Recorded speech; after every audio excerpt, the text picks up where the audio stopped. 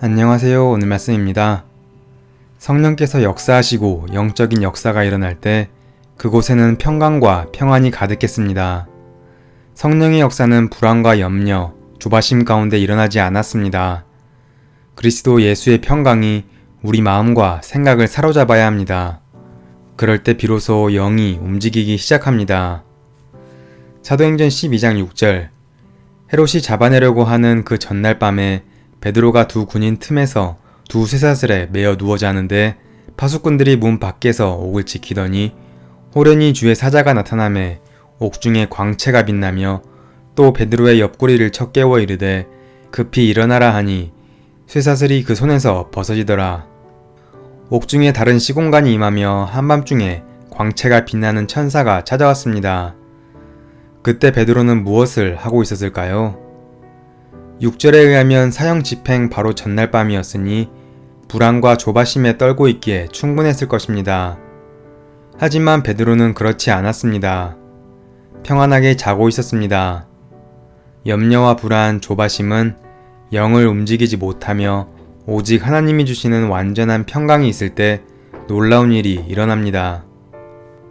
요한복음 20장 19절 이날 곧 안식 후 첫날 저녁 때에 제자들이 유대인들을 두려워하여 모인 곳에 문을 닫았더니 예수께서 오사 가운데 서서 이르시되 너희에게 평강이 있을지어다.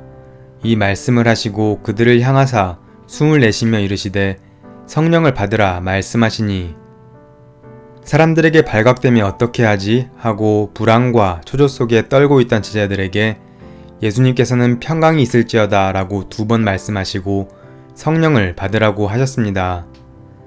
성령을 받기 위해서 평강이 있어야 했기 때문입니다. 우리는 어떤 일을 위해 기도할 때 평강이 있을 때까지 기도해야 합니다. 기도 가운데 마음이 불편하고 불안하면 더 기도해야 합니다. 빌립보서 4장 7절 말씀대로 하나님의 평강이 그리스도 예수 안에서 나의 마음과 생각을 지키실 때까지 기도해야 합니다. 그래야 영이 움직이기 때문입니다. 반대로 우리가 불안과 염려, 초조와 조바심 가운데 있을 때 우리의 영은 움직일 수 없습니다. 우리의 영은 평강 가운데 있을 때 비로소 역사하고 움직입니다. 내가 하나님의 역사를 확신하고 응답으로 취하는 사인이 바로 평강인 것입니다. 기도 가운데 평강이 있는 것, 그것이 영이 움직인다는 증거입니다. 고성준 목사님께서 이런 간증을 해주셨습니다. 박사학위 논문에 문제가 생긴 적이 있었다. 도무지 해결할 수 없는 문제로 졸업이 위태로워졌다. 불안이 몰려왔다. 졸업을 못하면 어떻게 하지? 창피해서 사람들을 어떻게 보며 국비 장학금을 어떻게 갚지? 취직은? 미래가 불안했다. 불안과 염려 속에서 미친 듯이 논문에 매달렸지만 해결될 기미는 보이지 않고 논문은 더욱 미궁 속으로 빠져들었다. 잠도 자지 않고 먹지도 않고 몇 개월을 논문과 씨름했다. 그러던 어느 날 논문을 검토한 교수들이 문제가 해결되었다고 착각했다. 졸업을 할 수 있게 되었다. 문제 삼을 사람이 아무도 없었으니까. 그런데 진짜 문제는 마음이었다. 내 마음에 평강이 없었다. 아무도 발견하지 못했지만 나는 내 논문의 오류를 알고 있었다. 내 백성은 거룩해야 한다는 하나님의 말씀이 마음속에 계속 울렸다. 그래서 지도교수를 찾아가 사실을 알렸다. 졸업은 물 건너 간 것처럼 보였다. 그런데 이상한 일이 벌어졌다. 내 마음에 평강이 임했다. 내 안을 들여다보니 어느 순간 불안, 염려가 다 사라지고 그 자리에 평강과 기쁨이 자리 잡고 있었다. 하나님의 최종 시험에 합격한 결과였다. 그리고 며칠 뒤 하늘의 문이 열렸다.